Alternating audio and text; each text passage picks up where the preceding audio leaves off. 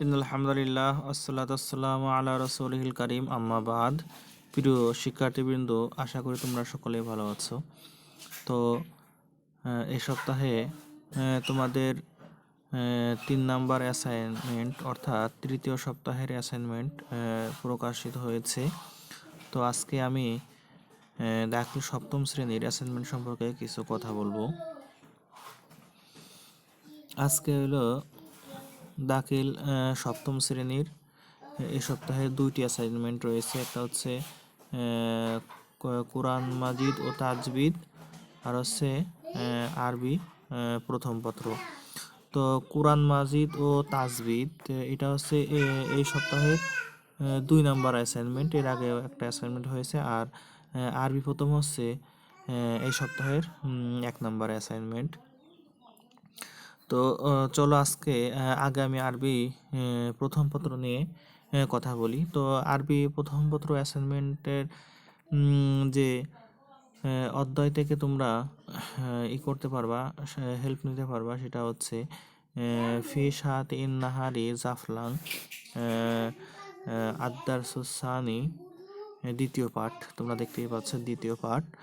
আর শিরোনাম হচ্ছে ফি সাত ইন নাহারি জাফলাং, জাফলাং নদীর তীর। এটা মূলত একটি হিওয়ারি বা সংলাপ। তো এটা হচ্ছে তোমাদের নমুনা প্রশ্ন। তোমরা এই অধ্যায়ের নমুনা দেখে কিভাবে সংলাপ লিখতে হবে তোমরা একটা ধারণা পেয়ে যাবা। তো আমাদের মূল বিষয়বস্তু আমরা এখন একটু দেখি।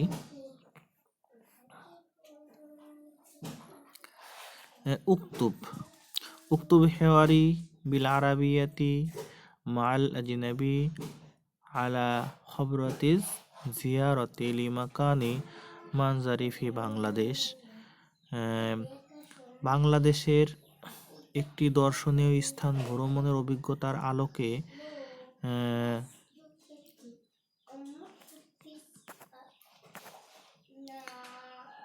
একজন বিদেশির সাথে আরবিতে সংলাপ লিখো, অর্থাৎ আরবিতে সংলাপ লিখতে হবে। বিষয়টা কি, যে বাংলাদেশের একটা শীর্ষণীয় স্থান ভ্রমণ করেছো, ভ্রমণের যে একটা অভিজ্ঞতা, এই অভিজ্ঞতাটা একজন বিদেশির সাথে শেয়ার করতে হবে।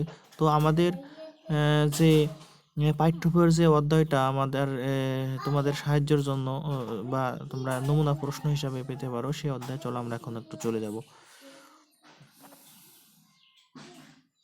পাঠ্য বইয়ের দ্বিতীয় অধ্যায়ে আমরা চলে এসেছি। আদ্দার সুসানি, দ্বিতীয় অধ্যায়।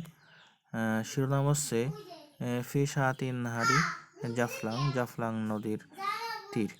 তো এখানে মূলত দেখো সংলাপ বা হেওয়ারি, এটা হচ্ছে বাংলাদেশের একটি দর্শনীয় স্থান হচ্ছে জাফলাং নদীর তীর, এটা সিলেটে অবস্থিত।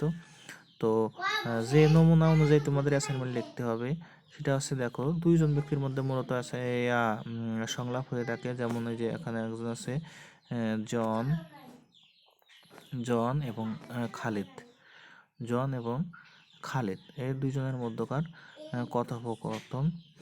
তো এই যে নমুনা, এই নমুনা অনুযায়ী তোমরা যে কোনো একটা নির্দিষ্ট বিষয়ে এভাবে অ্যাসাইনমেন্ট লিখতে পারবো। অথবা সাত ইন্নাহার জাফলাং, জাফলাং নদীর তীর বিষয়ে দিতে পারো। আবার দেখা যাচ্ছে সাত ইন্নাহার বুড়িগঙ্গা, বুড়িগঙ্গা নদীর তীর। অথবা সাত ইন্নাহারি পদ্মা বা সাত ইন্নাহারি কক্সবাজার ইত্যাদি। এরকম নমুনা তোমরা শিরোনাম করে একটা হিওয়ারি অ্যাসাইনমেন্ট হিসাবে তোমরা লিখবা। আশা করি এই বিষয়টা তোমরা বুঝতে পেরেছো। তো এভাবে করে তোমরা তোমাদের যে অ্যাসাইনমেন্টটা কমপ্লিট করবা আরবি সপ্তম শ্রেণী আরবি প্রথম পত্র। আশা করি তোমরা বুঝতে পেরেছো। তো এরপর আমরা তোমাদের অন্য অ্যাসাইনমেন্ট সম্পর্কে পরে আলোচনা করব। সে পর্যন্ত ভালো থাকো। আসসালামু আলাইকুম রহমতুল্লাহ।